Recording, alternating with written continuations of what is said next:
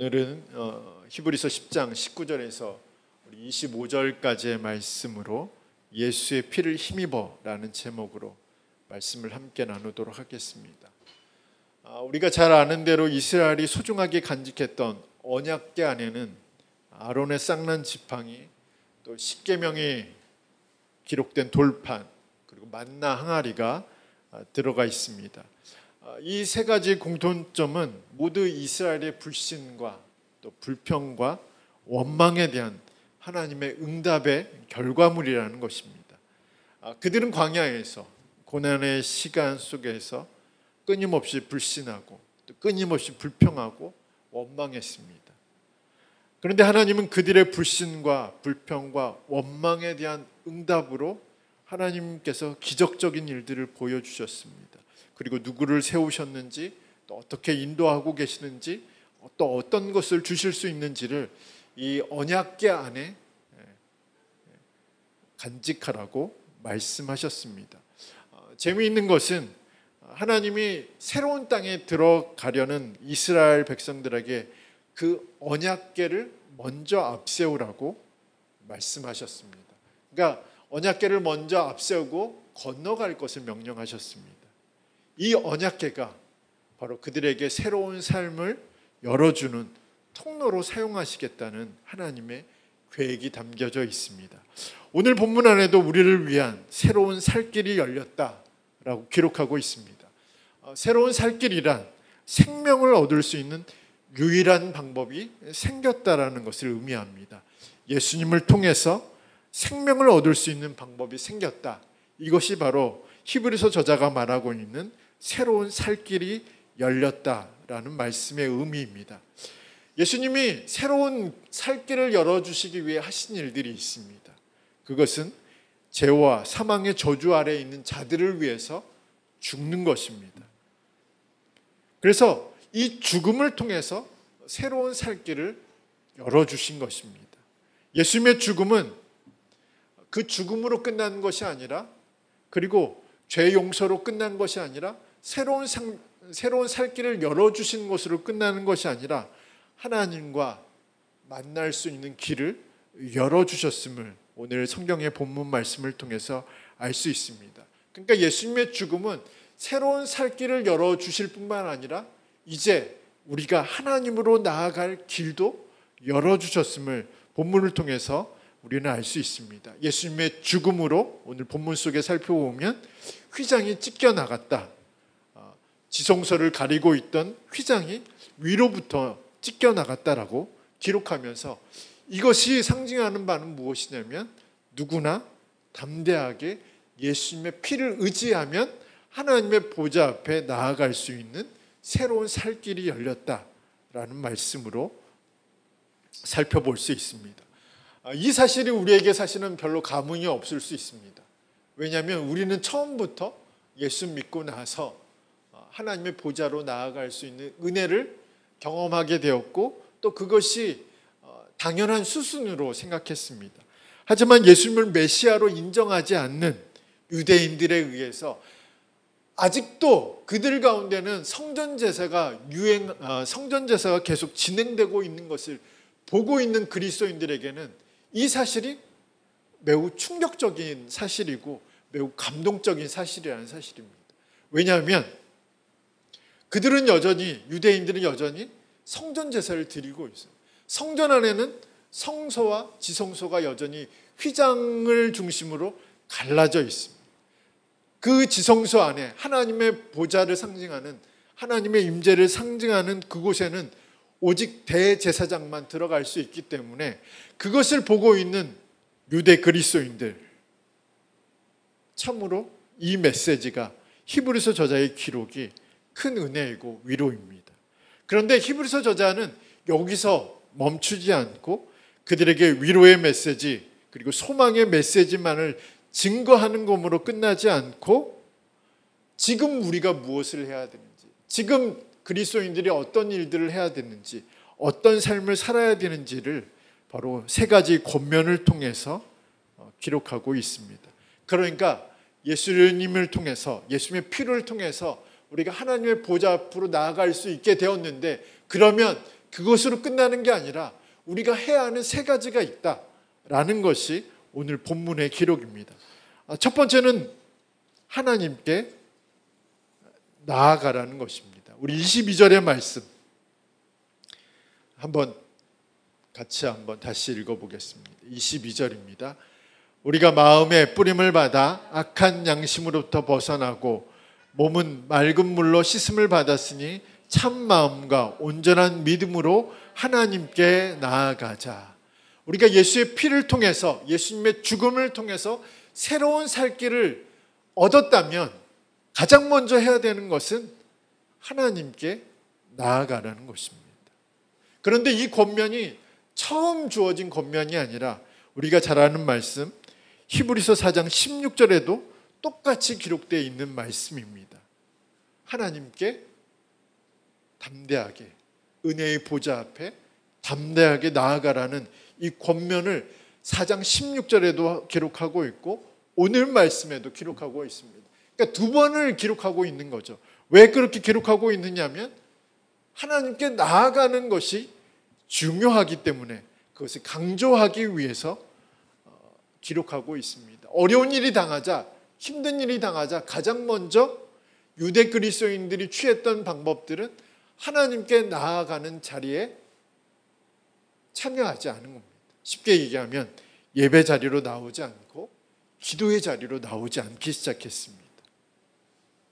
어떤 공간적인 장소를 의미하는 것이 아니라 예배하는 그곳에 와야 하는 사람들이 오지 않고 기도하는 그곳에 기도해야 할 사람들이 오지 않기 때문에 오늘 본문의 말씀을 통해서 이제 우리가 새로운 살 길을 얻었기 때문에 가장 먼저 해야 하는 일들은 예배 자리로 나오라는 거예요.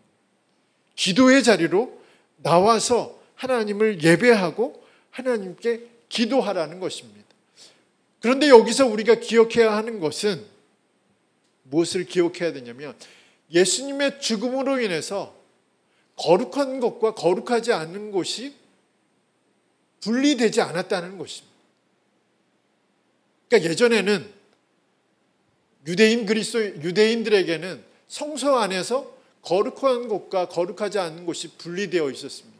그러니까 하나님이 계신 곳과 하나님이 계시지 않는 곳을 분리시켜 놨습니다.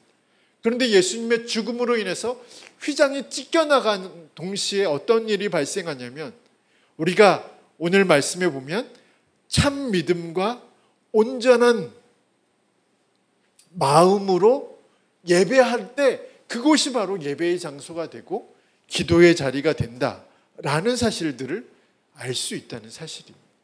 그렇기 때문에 예배 자리로 나오지 않았다, 기도의 자리로 나오지 않았다는 것은 성전으로 가지 않았다, 어떤 장소로 가지 않았다라는 것이 아니라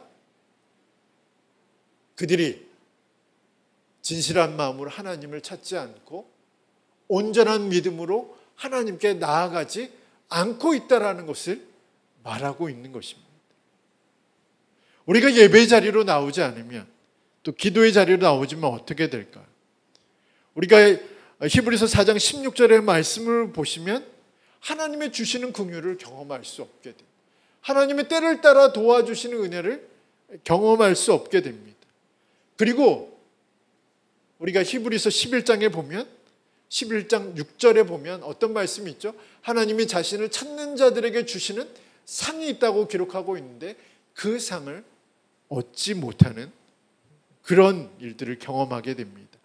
이 모든 것들, 하나님의 긍휼을 경험할 수 있게 되는 것, 그리고 하나님이 때를 따라 돕는 은혜를 경험하게 만드는 것, 그리고 하나님이 주시는 상을 경험하게 만드는 것은 바로 하나님께 나아갈 때 그것이 가능하다라고 히브리서 저자는 말하고 있습니다. 그런데 우리가 하나님께 나아가지 못하도록 만드는 것 중에 하나가 있습니다. 그것은 우리가 가진 신앙의 사고가 잘못되었기 때문에 그렇습니다. 그러니까 요즘 그리스도인들이 생각하고 있는 것은 뭐냐면 한국 그리스도인들이 가장 큰 오류를 범하고 있는 것은 뭐냐면 죄사함에 대한 확신, 죄사함에 대한 강조가 너무 크다라는 거죠. 그러니까 신앙생활에서 가장 포커스를 어디에 맞추냐면 죄사함에 맞추는 거예요. 내가 죄 용서를 받으면 됐지. 그리고 그 포커스가 어디로 연계되냐면 내가 천국 가는 티켓만 가지고 있으면 되지 라는 생각으로 포커스를 맞추고 있다는 사실이죠. 내가 하나님께 죄사함을 받으면 됐어. 내가 이제 천국 가는 구원의 열차에 탑승하면 됐지. 더 이상 나에게 필요한 것이 없어라고 생각하는 것이 큰 문제가 되고 있다는 사실이죠.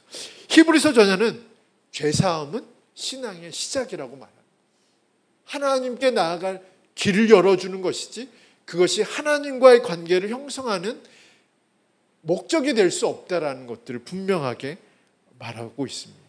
그러니까 죄 용서가 중요하지만 죄사함이 필요하지만 더 중요한 것은 하나님의 보좌로 나아가서 하나님과 친밀한 관계를 맺는 것이 더 중요하다라는 것이 바로 히브리서 10장 22절의 말씀입니다. 신약학자인 D.A. 카슨이 그런 얘기를 했습니다. 현대 그리스도인들이 행복하지 않다라고 보았습니다. 이분은. 그래서 마치 원하지 않는 결혼을 한 것처럼 불행하게 보인다. 그것이 요즘 그리스도인들의 모습이다라고 지적했습니다. 왜 이런 말을 했을까요? 하나님께 나아가지 않기 때문에 하나님과의 관계가 형성되지 않은 겁니다. 그러니까 하나님과 친밀하지 않은 거죠. 그러니까 단순히 하나님께 죄 용서함을 받기 위해서만 나아가지 어떤 것을 구하기 위해서만 나아가지 하나님과의 만남, 하나님과의 친밀한 관계, 하나님을 통해서 또 하나님과의 교제함을 통해서 얻게 되는 그 즐거움, 그 재미를 경험하지 못했기 때문에 이 D.A. 카슨 박사님이 마치 원하지 않는 결혼 생활을 하는 것처럼 그리스도인들이 불행하게 보인다라고 그렇게 말했습니다. 오늘 우리는 어떨까요? 신앙생활이 재미있습니다.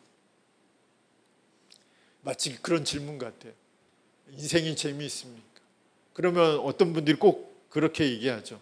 인생을 재미로 사는 건 아니잖아. 어쩔 수 없이 태어났으니까 뭐 그렇게 산다 이렇게 말씀하시는 분들이 있는데 신앙생활도 그렇게 생각할 때가 있습니다. 아, 신앙이 무슨 재미가 있어. 어려울 때 도움받고 죄를 지으면 죄사함을 받고 또 힘들 때마다 의지할 분이 계시고 그것으로만 신앙을 한정적으로 생각하기 때문에 신앙생활이 재미있거나 즐겁거나 그리고 정말 신앙생활이 행복하다라고 느끼지 못한다는 사실입니다. 그런데 오늘 본문의 말씀을 보면 예수 그리스도의 피를 힘입어 하나님 앞에 나아가는 사람들에게는 가장 중요한 것은 하나님과의 만남이라는 거죠. 하나님과 즐겁게 생활하는 거죠. 하나님과의 친밀한 관계를 형성하는 겁니다. 그것이 바로 오늘 히브리서 10장 22절의 말씀입니다. 신앙의 재미를 가져야, 신앙의 즐거움을 회복해야, 신앙생활이 행복해야 그것이 예수 그리스도를 통해서 새로운 살 길을 얻은 사람들의 모습이라는 거예요. 때때로 우리 자신을 보면 그렇지 못할 때가 많이 있잖아요. 간혹 그런 얘기를 예전에 많이 들었습니다. 어떤 제가 중고등부 전도사 파트타임 전도사를 했을 때 그런 얘기를 들었어요. 이 아이가 예배가 재미없는 거예요. 이 아이가 예배가 재미없으니까 어떤 얘기를 했냐면 나한테 천국 가도 재미가 없을 거래. 왜 천국 가면 맨날 예배만 드릴 거 아니냐고. 웃는 이유가 여기. 자, 두 명은 웃고 한 명은 뭐 글쎄 표정으로 뒤돌아보는 너 얘기하는 거야. 그러니까 죄사함이 끝이 아니라는 거예요. 죄사함은 하나님의 보좌로 나아갈 수 있는 길을 열어주는 거예요. 그러면 오늘 22절의 말씀을 보면 진실한 마음, 온전한 믿음으로 하나님께 나아가자라는 이 권면은 어떤 의미냐면 이제 죄사함을 받았어요. 이제 하나님을 만날 수 있는 은혜를 누리고 특권을 누리게 되었어요. 그러면 이제부터 중요한 게 뭐죠? 그 하나님의 보좌 앞에 나아가서 하나님과 만나는, 하나님과 친밀한 관계를 형성하는, 그래서 신앙생활이 참 재미있다. 어려워도, 힘들어도, 고난이 와도, 박해가 와도, 환란이 와도, 내가 하나님의 보좌 앞에 나아가서 내가 하나님을 만날 수 있는, 그래서 하나님과 친밀한 관계를 형성할 수 있는 그런 특권과 그런 자격을 가졌기 때문에 나는 행복하다, 나는 재밌다, 나는 즐겁다라고 고백하지 않을 수 있겠냐. 바로 그럴 수 있다라고 오늘 히브리서 저자는 우리에게 말하고 있습니다. 그래서 첫 번째, 예수의 피를 힘입어 우리가 해야 하는 가장 첫 번째 일은 하나님의 보좌 앞으로 나아가는 거예요. 하나님을 만나는 즐거움을 회복하는 겁니다. 하나님과 동행하는 즐거움을 경험하는 겁니다. 하나님과 함께 살아가는 삶이 행복하다는 것을 경험하는 것이 예수의 피를 힘입어 우리가 해야 하는 첫 번째 일입니다. 두 번째 권면은 23절의 말씀입니다. 우리 23절의 말씀 같이 읽겠습니다. 또 약속하시는 이는 미쁘시니 우리가 믿는 도리의 소망을 움직이지 말며 굳게 잡고. 두 번째 권면은 소망을 굳게 붙잡으라고 권면하고 있습니다. 23절의 말씀을 살펴보면 우리의 소망이 신실하신 하나님의 약속에 근거한다는 사실들을 알 수 있습니다. 약속, 곧 하나님의 말씀에 근거하고 있는 것이 소망입니다. 알라딘의 램프처럼 문질러서 우리의 소망을 빌어주는 그 소망이 아니라 우리가 가진 소망, 새로운 살 길을 얻은 그리스도인들이 가진 소망은 하나님의 말씀에 근거한 소망을 가지고 있는 사람들이며 그 소망을 굳게 붙잡을 것을 히브리서 저자는 권면하고 있습니다. 여기서 우리는 믿음과 소망에 대한 차이점을 좀 정리할 필요가 있습니다. 믿음과 소망의 공통점은 뭐냐면 둘 다 하나님의 말씀에 근거하고 있습니다. 그리고 하나님의 말씀을 믿는 것입니다. 믿음도 하나님의 말씀을 믿는 것이고 소망도 하나님의 말씀을 믿는 것입니다. 그러면 차이점은 뭘까요? 믿음은 하나님의 말씀이 이미 성취된 것을 믿는 겁니다. 그게 우리가 말하는 믿음입니다. 하나님이 약속하신 말씀을 성취하셨어요. 이루셨어요. 그 말씀대로 행하셨어요. 그 사실을 믿는 것을 믿음이라고 말합니다. 그러면 소망은 어떤 것을 말하며? 소망은 하나님이 앞으로 이렇게 하시겠다고 말씀하신 것을 믿는 것을 소망이라고 말합니다. 그러니까 믿음은 하나님의 약속의 과거형이고 소망은 하나님의 약속의 미래형입니다. 그래서 오늘 본문의 말씀을 보면 어떤 말씀이 기록되어 있죠? 우리가 믿는 도리의 소망을 움직이지 말. 무슨 말씀이냐면 앞으로 하나님이 이렇게 약속하시겠다고 이렇게 하시겠다고 하신 말씀을 굳게 믿으라는 것, 굳게 붙잡으라는 말씀이 바로 23절의 말씀입니다. 흔들리는 세상 속에서도 흔들리지 않는, 영원하지 않는 세상 속에서 영원한 하나님의 말씀을 굳게 붙잡으라고 권면하고 있는 것이 오늘의 말씀입니다. 그러면 소망의 말씀만 붙잡으면 될까요? 히브리서 저자는 네, 오케이 라고 대답하고 있습니다. 그리고 그 근거를 하나님의 미쁘심, 신실하심 때문이라고 말씀하고 있습니다. 그러니까 신실하신 하나님, 미쁘신 하나님이 자신이 하신 말씀을 반드시 지키시기 때문에 그 소망만 붙잡고 있으면 된다. 그 약속의 말씀만 붙잡고 있으면 된다. 앞으로 하시겠다고 하신 그 말씀만 붙잡고 있으면 된다라고 말씀하고 있습니다. 하나님은 사람처럼 거짓말하지 않으시죠. 그리고 거칠의 말을 하지 않습니다. 사람의 마음을 기쁘게 하려고 우리는 가끔 그죠? 그 마음을 위로해 주기 위한 말들을 많이 하죠. 근데 하나님은 그러실 수가 없어요. 하나님이 하신 말씀들은 하나님이 어떤 분이신가라는 부분과 연결되어 있기 때문에 우리처럼 거짓말을 하지도 않고 또 말을 했지만 지킬 능력이 없어서 거짓말이 되는 그런 말씀도 하지 않으시고 또 사람들의 마음을 기쁘게 하기 위해서 말을 지어내지도 않으신다는 사실입니다. 그게 바로 어디에 기록되어 있는 말씀이죠? 민수기 23장 19절에 있는 말씀이죠. 하나님은 인생이 아니기 때문에, 사람이 아니기 때문에 자신이 하신 말씀을 반드시 지키시는 하나님이라고 그렇게 말씀하고 있습니다. 왜 그럴까요? 그렇게 하지 않으시면 하나님이 하나님 자신을 부정하는 일들이 되기 때문에 그렇습니다.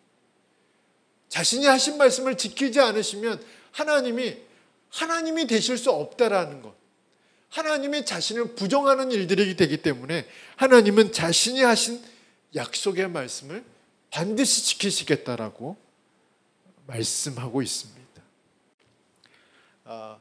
규장 출판사는 이제 이분이 초신자 시절에 일반 출판사 부책임자 자리에서 이제 나오셔서 규장 출판사, 기독교 출판물을 다루고 있는 출판사를 시작하셨습니다. 출판 경험들은 많은데 이 경영이나 영업에 미숙하다 보니까 얼마 지나지 않아서 이 출판사가 경제적으로 큰 어려움을 겪게 되었습니다. 그때 한 친구가 선교사님에게 들었다면서 하나님의 긴급 전화번호를 알려주었습니다. JER 3303번입니다. 뭘까요? 예레미야 33장 3절의 말씀입니다. 이 말씀 이렇게 돼 있죠. 너는 내게 부르짖으라. 내가 응답하겠고 내가 알지 못하는 크고 비밀한 일들을 내게 보이리라. 여운학 장로님은 이 말씀을 읽고 나서 신실하신 하나님이 나에게 주신 약속의 말씀이구나 라는 확신을 갖게 되었습니다. 그래서 이 말씀을 초신자 때 암송하고 또 기도할 때마다 이 말씀으로 기도하셨다고 합니다.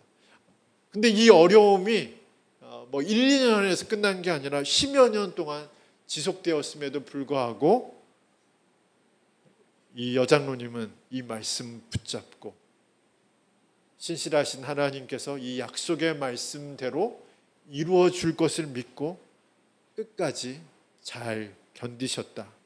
끝까지 기도하셨다라고 말씀하고 있습니다. 지금 출판사는 너무 잘 되고 있죠. 출판사의 게시판에 들어가 보면 어떤 모토가 있냐면 제가 어젯밤에 다시 출판사 그 규장 출판사 홈페이지에 들어가 봤더니 모토가 이렇게 되어 있어요. 기도로 기획하고 기도로 제작하자. 기도로 기획하고 기도로 제작하자.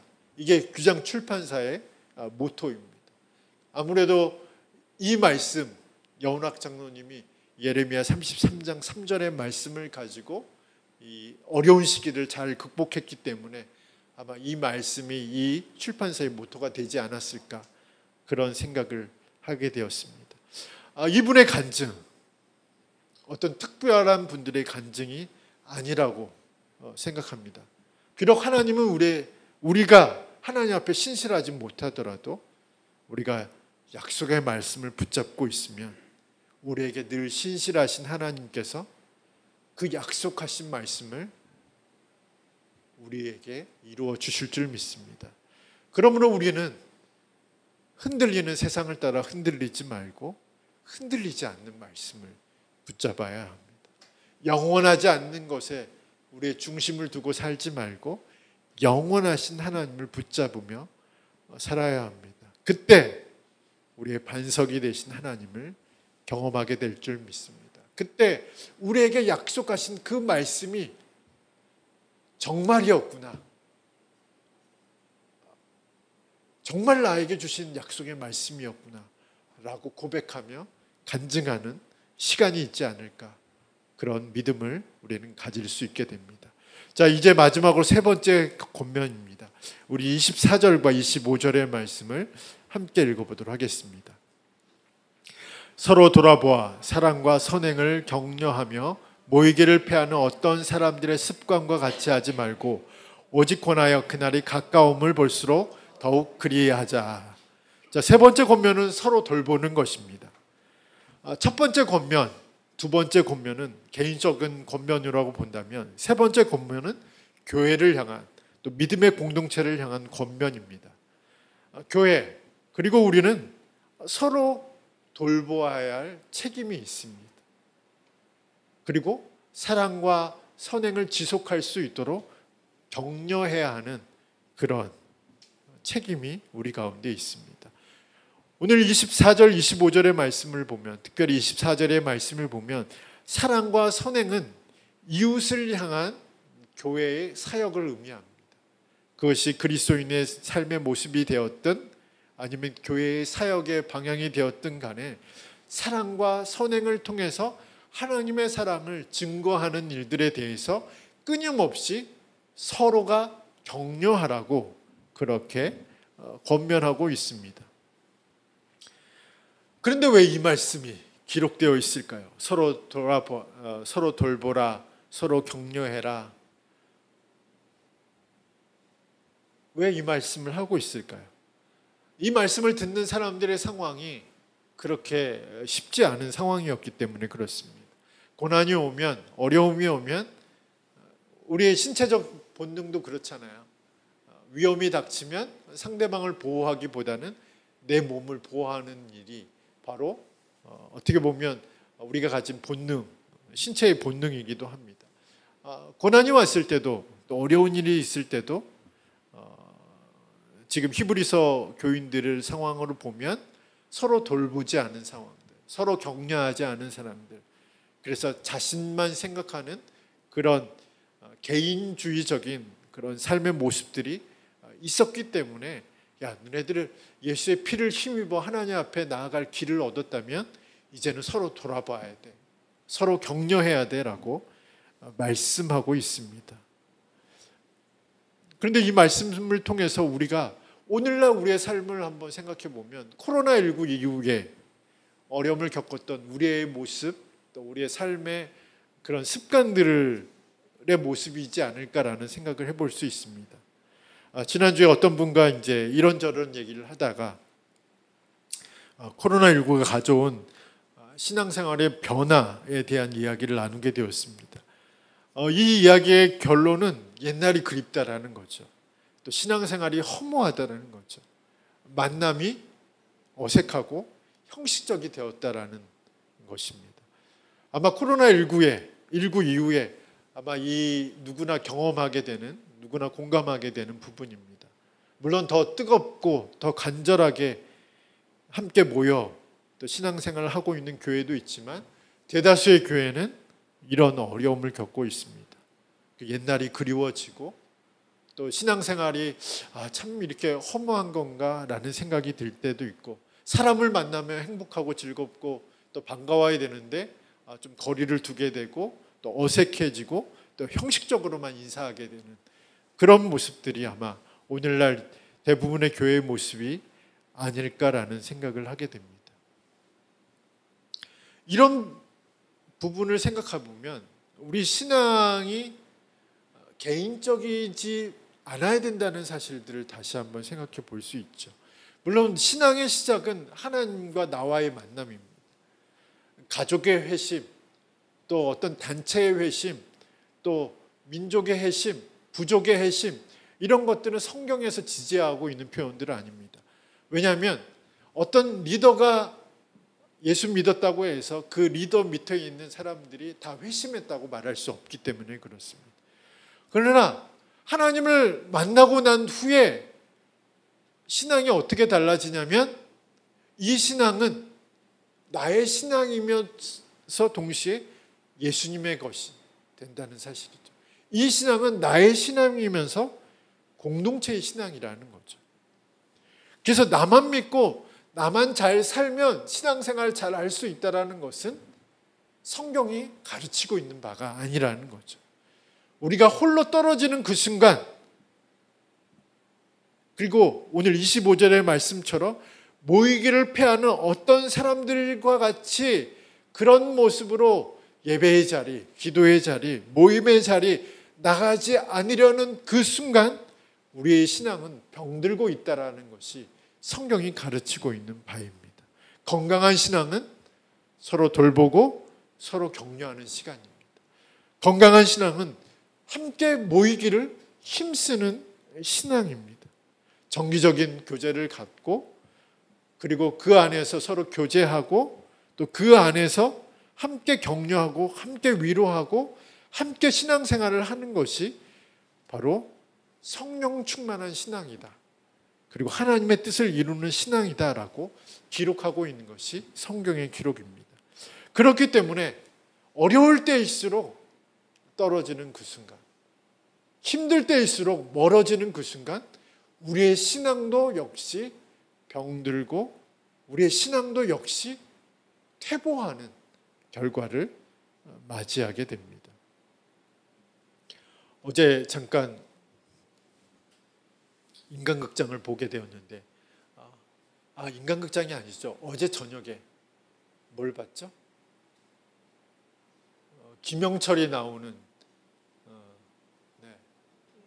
동대 한 바퀴 그 스페셜로 나오는. 근데 그 김영철이 이제 충남 청양의 한 집에 갔는데 부모님이 이제 93, 91이시고 10남매, 그러니까 10명이 이제 형제가 있는 거예요. 어마어마한 대가족이죠. 근데 이제 그분들이 인터뷰하면서 그런 얘기를 해요. 이제 어려운 일이 닥쳤을 때도 그렇게 힘들지 않았다는 거죠. 왜냐하면 서로 할 일을 나누어서 했기 때문에 힘든 일이 와도 어려운 일이 와도 첫째는 뭐하고 둘째는 뭐하고 셋째는 뭐하고 넷째는 뭐하고 다섯째는 뭐하고 그러다 보니까 힘든 일이 와도 어려운 일이 와도 그렇게 힘들게 느껴지지 않았다라는 인터뷰를 하는 내용을 들었습니다.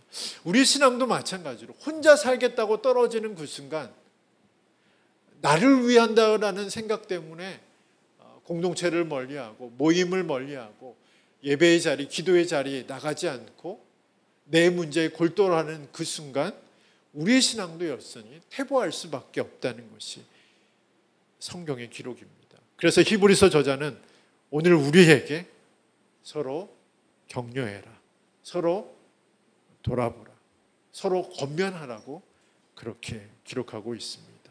예수의 피를 힘입는 자들, 예수의 피를 의지해서 하나님 앞에 새로운 살 길을 향해 나아가는 자들에게 이 세 가지의 권면, 세 가지의 말씀을 통해서 다시 한번 우리 신앙이 새로워지고 이번 한 주간도 주님과 동행하는, 주님의 은혜의 통로가 되고 또 복의 통로가 되는 저희들의 모습이 되길 간절히 소망합니다. 우리 함께 찬양하고 함께 기도하고 마치도록 하겠습니다. 우리 이 세상을 살아가는 동안에